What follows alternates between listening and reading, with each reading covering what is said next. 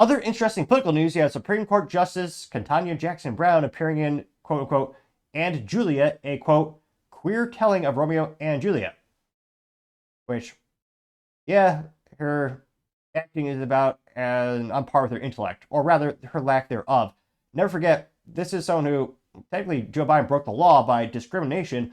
Joe Biden said, I'm going to choose a Supreme Court justice who's a black woman. He didn't say the most qualified, most intelligent. Well, certainly didn't choose one. And he literally ignored prospective people for the job based on their race and their gender. It's not just illegal, but also morally vacuous and disgusting. Now, Payne Johnson pointed this out on X. He says, quote, Supreme Court, Ketanji Brown appears in that play. And also, don't forget, she's so mentally vacuous. This is someone who, when they were questioning her, seeing if she would be good for the job, she obviously isn't, they asked her if she could define a woman, which legally is an important thing since we have rules in the United States that fall on that very subject.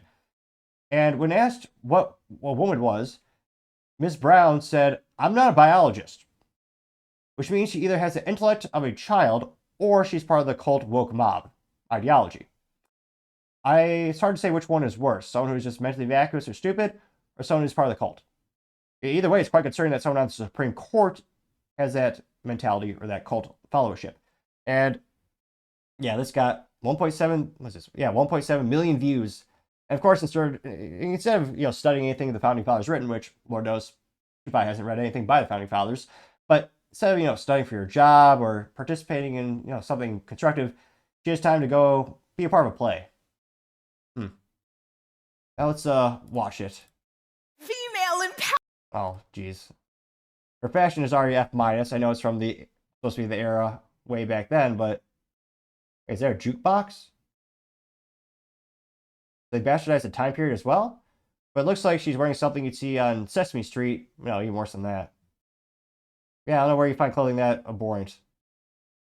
But let's hear what she has to say. Spoiler alert, it's insufferable. Female empowerment.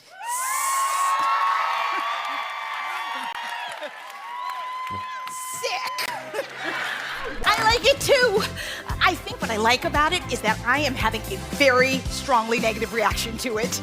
Like I hate it. Which makes me think it must be brilliant. Got this feeling in my body. Can't stop the feeling. Feeling in my body. I can't stop the feeling. I did it. I made it to Broadway. And now, instead of called Romeo and Juliet, it's called Juliet. So they also bastardized not just the fashion, but also the whole concept and story. So I guess in this reiteration, there's no Romeo. It's just Juliet.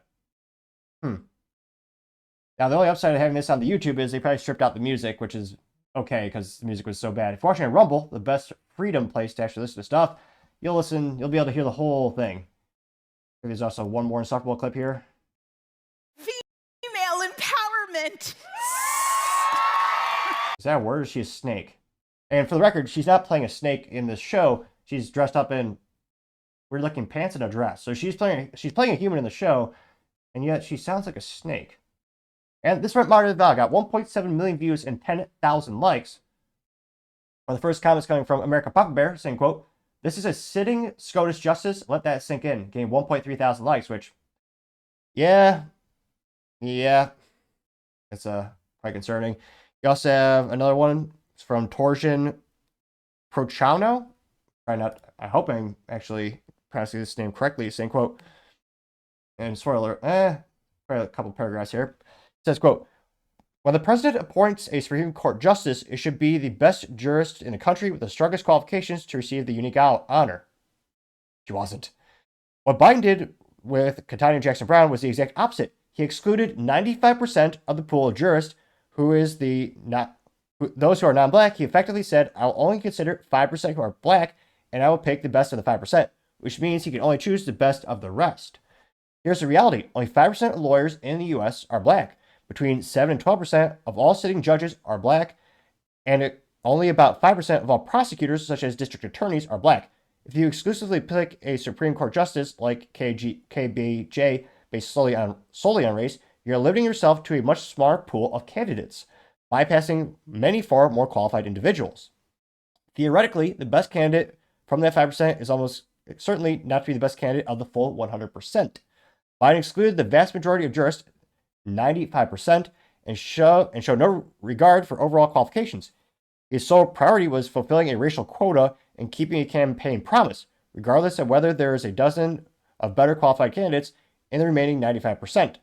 This is blatant racial discrimination, which, deviating from the paragraph, also federally illegal, but of course we know Biden is above the law. Continue saying, quote, Biden discriminated against far better qualified non-black candidates simply to satisfy his commitment to appoint a black leftist justice. Let's face it, Ketanji Jackson Brown is a perfect example of a DEI'd appointment. If she weren't black, Joe Biden would never have appointed her.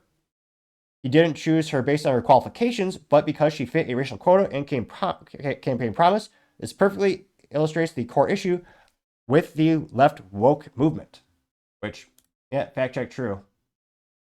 Again, it's surprising that this is a controversial thing to say, but you should accept all applications for any job. You should want to have the biggest, largest pool or sample size of prospective new hires so you can actually pick the best of the best. It's just astonishing how many people cheered her on, or they cheered the fact on that she was chosen. You also have, Champagne Joshi saying who wore it better, and it's her standing next to that. Admittedly, I'd never seen the actual film, It. I thought it was about IT, so I was excited because I'm an IT professional, but it is not, in fact, about technology. It's about some type of clown. So there's a picture of the clown from IT, or It, and hard to tell them apart. Got 188 likes for that one. Trump Bros says, quote, how in the world does she have time for all the rehearsals and performance? Sounds like maybe Doe should look at cutting back her salary if she's not working full-time as Supreme Court Justice, getting 814 likes, which also begs the question, how much do they make? I'm not sure. Let's check that out. Let's ask Grok, the AI from Twitter, or as more and more people are calling it, X. How much does a U.S. Supreme Court Justice make? I mean, help but think it probably is too much in general. Let's look at the statistics, though. Looks like the annual salary for Associate Justice of the United States Supreme Court is $298,500, while the Chief Justice earns $312,200 as of January 2024. Jeez Louise, that's a pretty penny. Which, yes, you want them to make enough so they can't easily be bribed. I understand the concept, but yeah, I'm pretty sure they also get free health insurance, which, geez Louise, might as well double that number as well. That's not already included in the calculation. You also have El Guapo Speaks saying, quote, fitting. It's an NPC person saying, quote, kids are so dumb they believe in some guy with a beard who will give them stuff for free. Each picture of Santa. And that same NPC person is in awe looking at Karl Marx, getting 181 likes. Run down more and more. I'm not seeing any contrarian statements here. Sebastian, kind of ADHD, has nothing to do with the substance that was being posted. Has a picture of a rainbow sidewalk. There's a picture of Jesus. That's like a sticker picture of Jesus saying do a burnout, getting 93 likes. Which I don't think those cases have made to the Supreme Court. It was a big cultural phenomenon, especially past 24 months, where you have these cities wasting thousands of dollars painting pride murals on the ground where cars drive and animals, really leave themselves, especially in public cities. And then people do burnouts out them, and some of them are getting slapped with felony charges. Now, it's one of those things where I'm not sure. Oh, no, it's not good our tax dollars are going to that in general. Now, the question is that freedom of expression? Depending on the burnouts, you actually are damaging it. So I don't think those cases have gotten that far yet, though. You also have Jeff Shilley saying, quote, do we need a, quote, modern queer retelling of Romeo and Juliet? Can't they just create their own stuff, getting 105 likes? No, they can't. They don't really have much of a modicum of creativity. That's why they keep bastardizing most things in cinema these days. I mean, shoot, just look at Hollywood. How many remakes? Again, I love the original Fast and Furious movies. They're great, actually, about street racing, and kind of a little soul-crushing when you realize how dated they are in terms of the first Fast and Furious movie.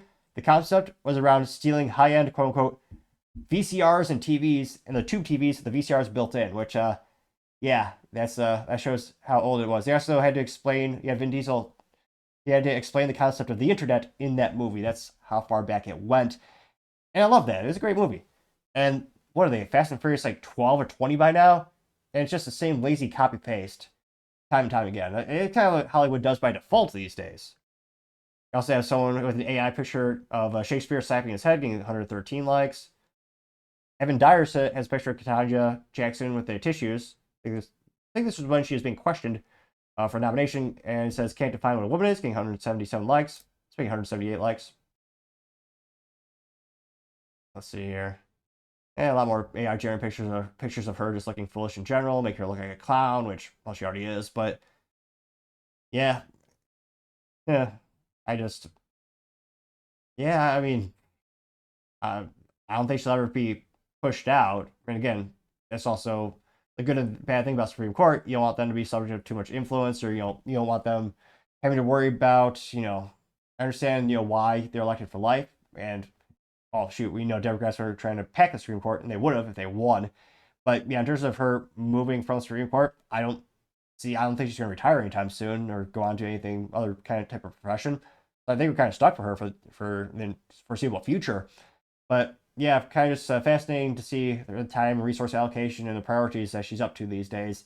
And I wonder if the average American realizes that she cannot define a woman. I mean, that was a pretty viral moment a couple years ago when she's been nominated, but I'm not sure how many people still remember. And let me know in the comments, do you think the average person they don't care? She's off doing Broadway and doing all types of things.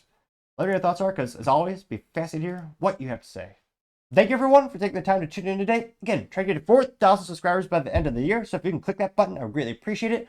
Also, give me a thumbs up, thumbs down, or comment. It's a great way to give me some additional feedback, letting me know how I can make the show better and better. Lastly, don't forget to take time to tell your family, tell your friends, tell your coworkers, heck, tell your enemies, to anyone and everyone. Just stay safe, fight the good fight.